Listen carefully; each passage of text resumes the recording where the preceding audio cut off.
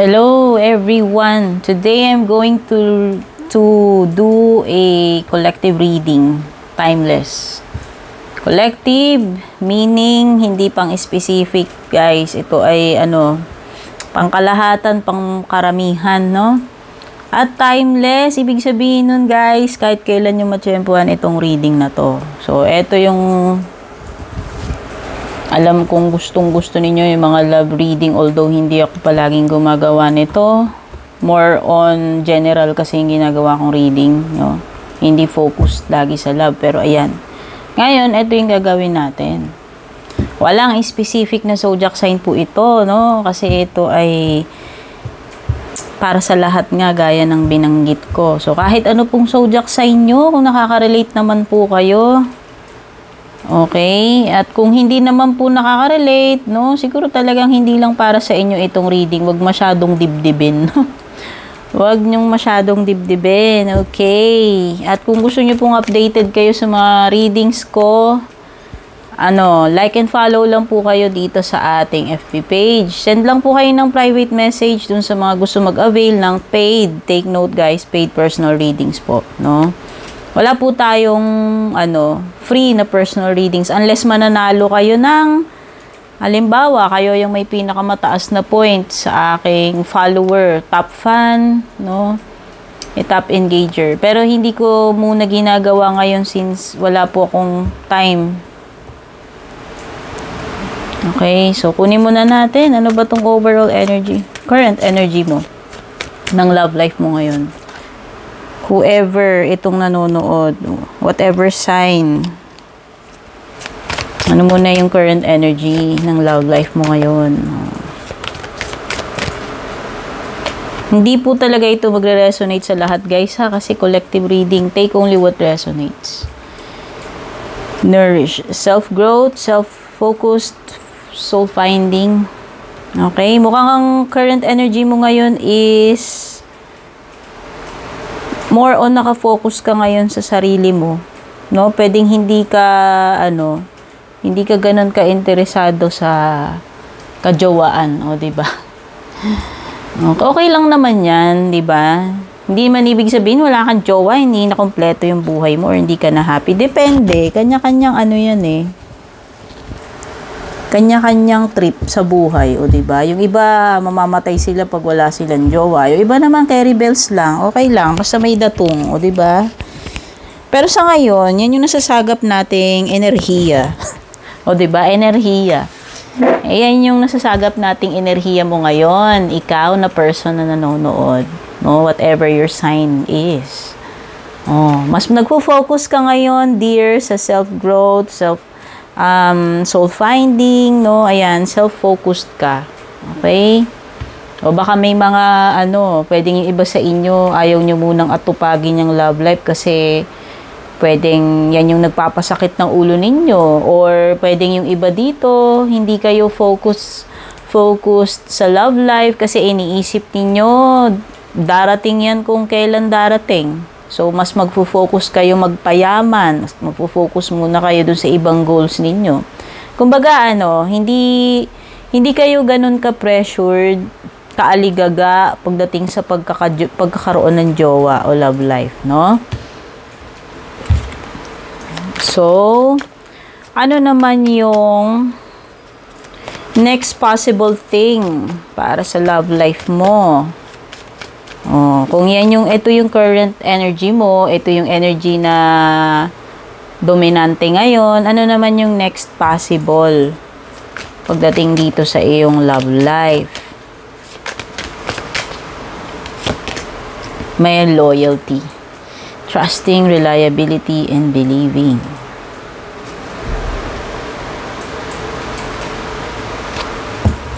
Okay. So, parang more on pa rin. Ganon. Yung kung ano yung na-mention ko kanina doon na parang hindi ka ganon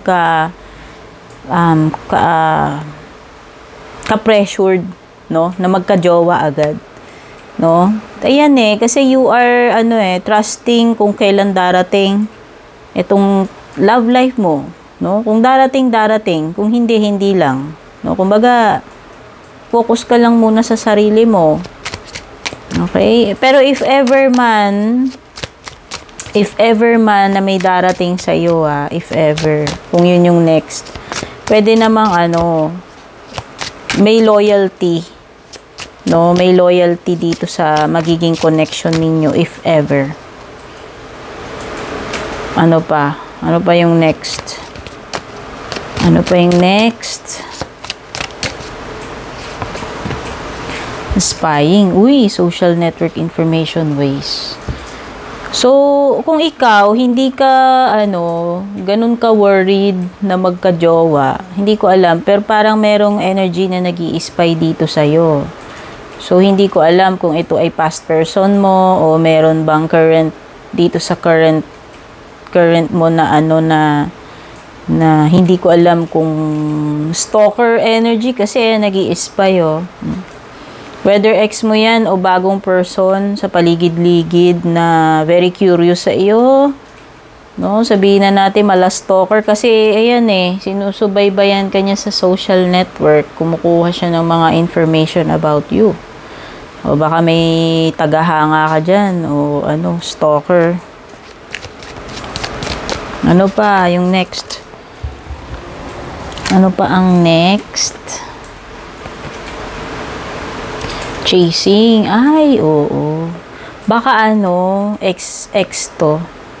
Kasi more on, naghahabol pa rin tong person na to. Ayan, ebidensya kasi nag-i-spy pa rin siya dito sa'yo. Okay? Kaya lang ikaw kasi, yun nga, mas focused ka ngayon sa, mas focused ka ngayon sa sarili mo. Hindi ka na pe-pressure na magka-jowa-jowa muna. Okay? Ayan, pwedeng gustong maghabol na itong person na to sa'yo. At yan, nag-i-stalk siya sa social media about you. Ano pa? Ano pa yung next? Alam nyo guys, ewan ko kung sino yung mga nakaabot dito, pero nung panahon namin, may Friendster.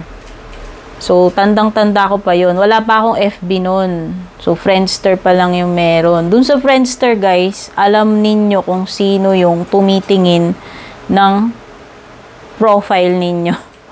Literal, na makikita mo lahat doon na kung sino yung... Kaya kung may stalker ka, kung may mga kalaban ka dyan na yung nagtitingin-tingin ng profile mo, malalaman mo. Hindi ko lang guys maalala kung nakikita kung how many times. Pati yata every time na titignan, makikita yata doon kung ilang beses niya tinitignan yung profile mo. Diba? So, sana may ganun si Facebook. Sana wish ko lang Facebook. Baka naman marinig mo. Diba? Malalaman nyo na kung sino yung mga kalaban nyo na nag-i-stalk sa inyo. Diba? Back to dito sa usapan nating love life ninyo. Ano pa yung ibang next? Ano pa yung ibang next? Soulmate? Uy, pwedeng may paparating sa iyong soulmate. Pwedeng itong ex mo, hindi pa rin makamove on sa'yo. Although, nag-i-spy siya, ikaw naman ngayon ay very focused sa iyong sarili, no? Hindi ka ganun ka-worried. At kung may darating man person sa'yo, diba, ito yung sinabi ko, yung what's next. Pwedeng magkakaroon ka ng isang loyal na, na connection. Pwedeng ito yun.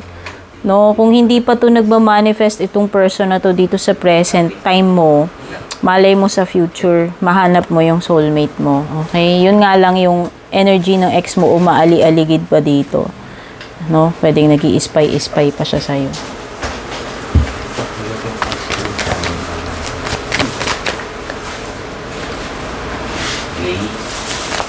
So, ano yung possible na outcome? Ano yung possible outcome ng love life nito? Kung sino man yung nanonood ngayon, kung ano mang sign.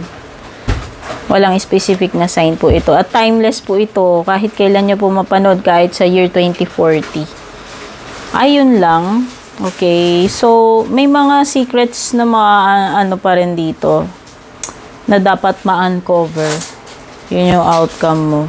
Marami pang mga misteryo dito sa love life mo. Ang interpretation ko with this card is pwedeng marami pang mga paparating sa iyo na sa ngayon hindi pa nare-reveal dito sa reading na ito, no? It could be na may malalaman kang mga secrets. It could be na may mga hidden na nangyayari dito sa current situation mo, or too early to tell kung ano yung magiging outcome in the future. Okay? So, ayan. Ito yung mga nakuha ko dito. Very short love reading lang. Collective love reading. Timeless. Sana na-appreciate nyo. Don't forget to like, share, subscribe, and follow. Take care and God bless.